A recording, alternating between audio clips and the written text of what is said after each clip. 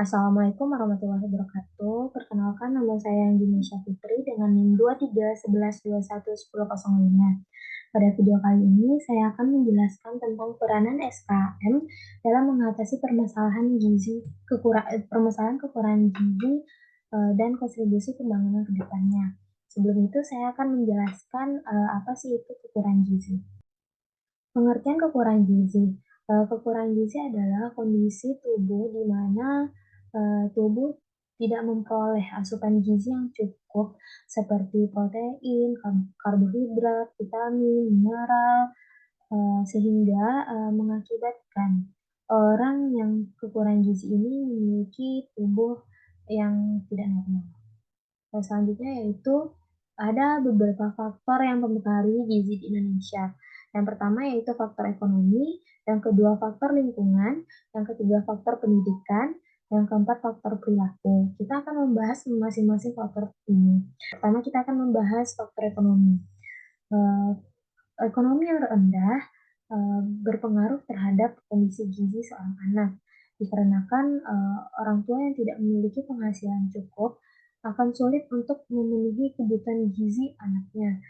Seperti yang kita ketahui, sekarang ini di mana-mana harga bahan pangan itu mahal, sehingga untuk mendapatkan karbohidrat uh, yang baik sangat susah untuk orang yang memiliki faktor ekonomi yang rendah.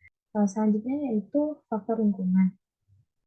Faktor lingkungan ini juga menjadi salah satu faktor yang mempengaruhi permasalahan gizi di Indonesia, di mana jika kita berada pada lingkungan atau sanitasi yang buruk, maka kita akan mudah untuk terkena penyakit.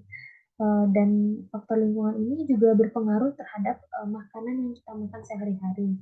Seperti biasanya jika lingkungan tempat tinggal kita kotor dan di sana ada orang menjual kebutuhan bahan pangan, eh, dan ibu kita membeli makanan tersebut di sana, kemudian ibu mengolah menjadi masakan dan kita makan bersama, maka pengaruh lingkungan yang kotor dari tempat pembelian bahan pangan tersebut akan mempengaruhi kondisi gizi yang berada dalam tubuh kita.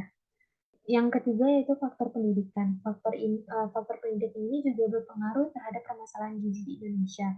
Jika seorang ibu memiliki pengetahuan yang tidak baik terhadap gizi, maka dia tidak akan tahu bagaimana caranya untuk menjaga pola makan anaknya agar tetap seimbang. Sehingga jika ibu tidak memiliki pengetahuan tersebut dapat mengakibatkan anaknya bisa uh, terkena stunting ataupun penyakit lainnya. Selanjutnya itu keempat yaitu faktor perilaku, di mana faktor ini berpengaruh juga terhadap masalah gizi di Indonesia. Kadang kan kalau misalnya ibu-ibu tuh dia tuh udah merasa kalau misalnya dia udah bisa merawat anaknya dengan baik.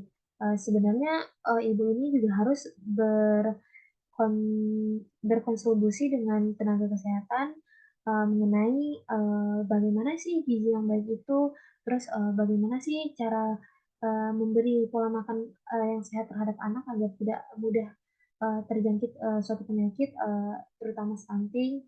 Jadi ibu tuh juga harus pergi ke puskesmas terdekat untuk memantau juga perkembangan gizi anaknya.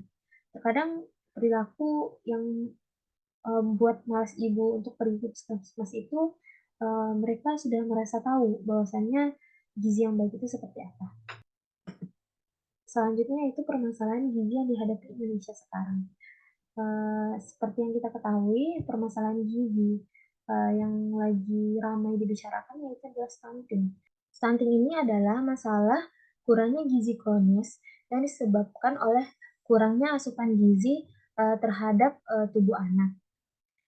Sehingga keadaan tubuh anak itu lebih pendek daripada anak-anak seusianya. Biasanya anak-anak yang terkena stunting ini akan terganggu pertumbuhan dan perkembangannya.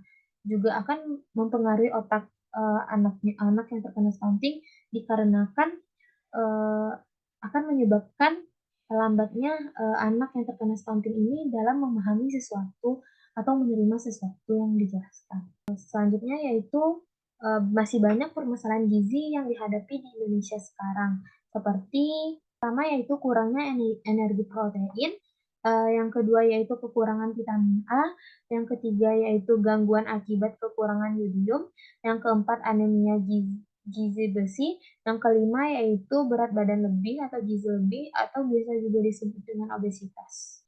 Peran SKM dalam mencegah kekurangan gizi. Yang pertama yaitu memberikan makanan tambahan pada ibu hamil dan balita. Para tenaga kesehatan memberikan makanan yang bergizi terhadap, ibu hamil dan balita, baik itu berupa, buah-buahan, sayur-sayuran, ataupun sebagainya. Yang kedua yaitu melakukan penyuluhan dan edukasi mengenai pencegahan masalah stunting. Nah, para tenaga kesehatan masyarakat, melakukan penyuluhan ke suatu daerah tertentu untuk mengedukasikan permasalahan, tentang kekurangan gizi ini kepada masyarakat. Apa sih itu kekurangan gizi dan bagaimana dampak dari kekurangan gizi tersebut, serta bagaimana cara mengatasi kekurangan gizi tersebut. Yang ketiga itu mengupayakan penyediaan air bersih dan sarana sanitasi. Yang keempat, mempromosikan dan pencegahan masalah gizi. Para tenaga kesehatan bisa melakukan promosi di berbagai media sosial seperti membuat poster, lalu kemudian di-post di media sosial agar semua orang bisa membaca, masalah tentang bagaimana cara mengatasi masalah kekurangan gizi tersebut. Selanjutnya yaitu kontribusi SKM dalam pembangunan. Seperti yang kita ketahui, peranan SKM sebagai ahli kesehatan masyarakat yaitu berperan mendesain sistem pembangunan desa terutama dalam bidang, kesehatan sebagai pembimbing, sebagai sep kontribusi SKM dalam pembangunan. Seperti yang kita ketahui, peran SKM sebagai ahli kesehatan masyarakat yaitu berperan mendesain sistem pembangunan desa terutama dalam bidang kesehatan, sebagai pembina, pendamping, pemberdayaan kader kesehatan dalam masyarakat tersebut. Ada beberapa kontribusi yang dapat dilakukan. Yang pertama yaitu membentuk rancangan dan mengembangkan program kesehatan dengan tujuan meningkatkan kesehatan gizi di suatu wilayah atau daerah. Yang kedua yaitu menjalin hubungan komunikasi yang baik kepada masyarakat setempat dalam meningkatkan kesehatan gizi. Yang ketiga yaitu meningkatkan ketersediaan pangan dan gizi yang baik kepada masyarakat setempat. Yang keempat yaitu meningkatkan air bersih dalam masyarakat tersebut. Sekian yang dapat saya sampaikan. Mohon maaf jika ada kekurangan. Assalamualaikum warahmatullahi wabarakatuh.